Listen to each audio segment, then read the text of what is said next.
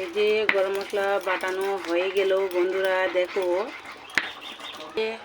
বন্ধুরা, এখন আমাদের গরম মশলা রেডি হয়ে গেল। এখন এই মশলাটা দিয়ে দিব মাংসতে।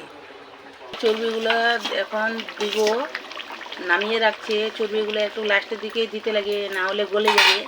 এখন তরকারিটা হয়ে গেছে, গরম মশলা এখন দিয়ে দিবে। দিয়ে দাও, দিয়ে দাও, একটু নাড়ে দাও ছুনিটা দিয়ে।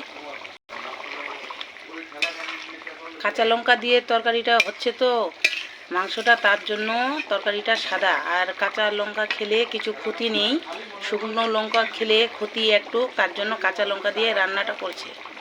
অলরেডি বন্ধুরা, এই যে আমাদের মাংসটা রেডি হয়ে গেছে। এখন নামিয়ে নিব, নামিয়ে নিয়ে এখন বসে যাব খেতে। দেখো বন্ধুরা, কাঁচা লঙ্কা তরকারিটা তো তার জন্য একটু সাদা সাদা হয়েছে, কিন্তু এর টেস্টিটা বেশি। কাঁচা লঙ্কার টেস্টিটা বেশি হয়, শুকনো লঙ্কার টেস্টিটা কম হয়, শুধু লাল হয়। এই যে বন্ধুরা, আমাদের খাওয়া শুরু হয়ে গেছে।